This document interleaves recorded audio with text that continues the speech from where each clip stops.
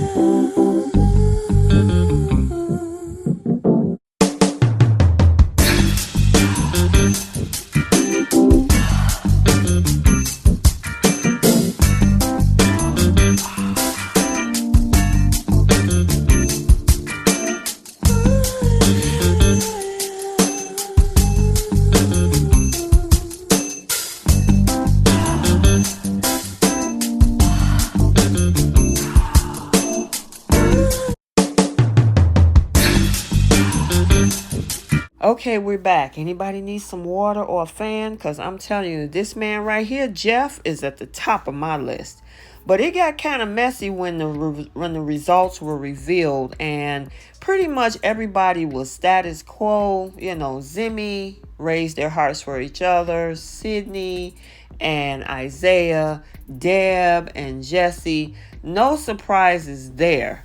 The biggest surprise was the fact that as much as he was saying, meaning Jeff, that Naja that's my baby. Oh man, my baby was hot. Yeah, his heart raised for Mackenzie. And he was shocked by that. So much so that conversation spilled out after the whole challenge was over. And he couldn't believe it, that their hearts weren't raising for each other. And Naja was like, well, are you interested in Mackenzie? And he was like, no, I wasn't even nowhere near her. I didn't even touch her. So I don't know if they maybe try to start some mess, but he claimed he wasn't excited by it. But he's like, I don't want to ruin what I have with you. So no, I'm not interested in Mackenzie. That's good. But Jeff, you can come by. Anywho. So then we had Courtney. Courtney is sulking over this whole thing because of the fact Phoebe and Mackenzie has an interest in Chad.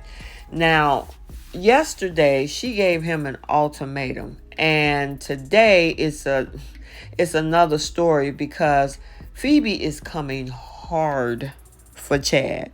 She's making her intentions known, but I really truly don't think she's interested in the guy. I think she's looking for the next best option to stay in the villa.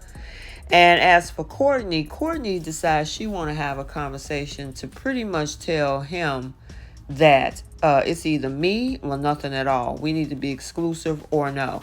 And then she brought the conversation to the girls, and they was like, oh, he gonna fumble the bag if, he don't choose you. And it's like, well, that's only if he see that as the case. And right now, I mean, as much as he is interested in Courtney, I think he don't like being cornered by Courtney.